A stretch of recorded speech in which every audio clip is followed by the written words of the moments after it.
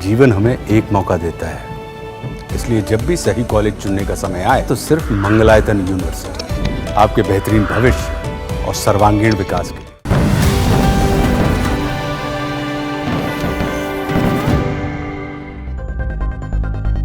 तो बड़ी खबर पुरानी गाड़ियों पर सामने आ रही है। दिल्ली एनसीआर में पुरानी गाड़ी मालिकों पर एक्शन नहीं होगा।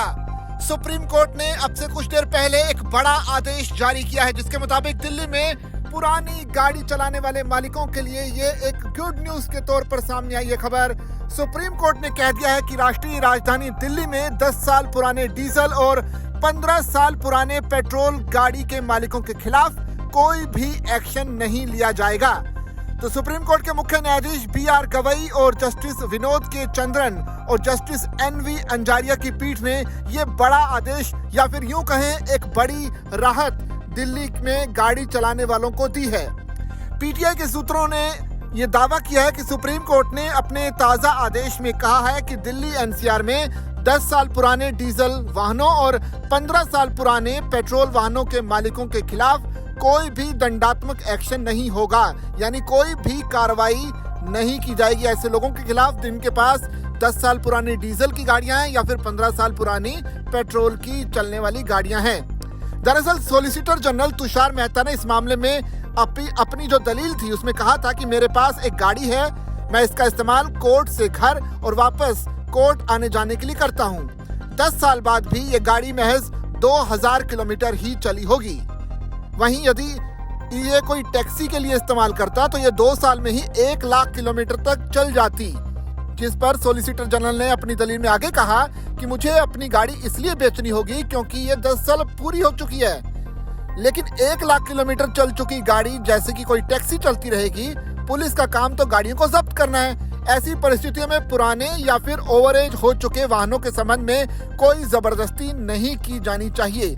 सुनवाई के दौरान मुख्य न्यायाधीश ने कहा कि पहले कारें 40 से 50 साल तक इस्तेमाल की जाती थी, आज भी विंटेज कारें हैं। नोटिस जारी करिए, इस पर 4 हफ्तों में जवाब दीजिए। इस दौरान कथित तौर पर ओवरेज हो चुके वाहनों के मालिकों के खिलाफ इस आधार पर कोई दंडात्मक कार्रवाई नहीं की जाए कि उनके डीजल वाहन 10 साल पुराने हो चुके हैं, जबकि पेट्रोल की गाड़ियां जो हैं 15 साल पुरानी है। इस मामले में 4 हफ्तों बाद के लिए लिस्ट करना चाहिए।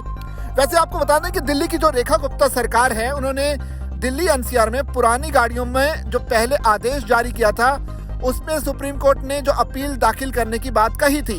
हाल ही में अगर वायु गुणवत्ता प्रबंधन आयोग की माने तो उसने 10 साल से पुराने डीजल गाड़ियां और 15 साल से ज्यादा पुरानी पेट्रोल गाड़ियों में होने वाले पोल्यूशन पर कोई भी अध्ययन नहीं किया था, जबकि जो एनवायरमेंट के जो जानकार हैं अमित गुप्ता, उनकी तरफ से दाखिल की गई एक RTI के जवाब में CAQM ने ये बात कही थी। CAQM का कहना था कि उसने ओल्ड एज वाहनों के प्रभाव के बारे में कोई भी रिसर्च या फिर स्टडी नहीं की है। तो जिस पर अब कोर्ट ने ये आदेश दिया है कि भले ही आपकी जो गाड़ियां हैं, पुरानी गाड़ियां, पेट्रोल से अगर आप चलाते हो तो 15 साल पुरानी गाड़ियां, और अगर डीजल से चलाते हो तो 10 साल पुरानी गाड़ियां, अगर ये गाड़ियां आपके पास हैं तो ना तो इन्हें जब्त किया जाएगा और ना ही उन्हें गाड़ी चलाने वाले जो मालिक हैं उन पर कोई एक्शन लिया जाएगा। तो एक तरह से एक बड़ी राहत सुप्रीम कोर्ट की तरफ से उन लोगों को जो कि दिल्ली NCR में रहते हैं और 10 से 15 साल पुरानी गाड़ियां चलाते हैं, उनके लिए एक अच्छी गुड न्यूज सुप्रीम कोर्ट की तरफ से आई है। इस पूरी खबर पर आपकी क्या राय है, आप कमेंट करके हमें जरूर बताइए और ऐसी ही खबरों के लिए बने रहिए दैनिक जागरण के साथ।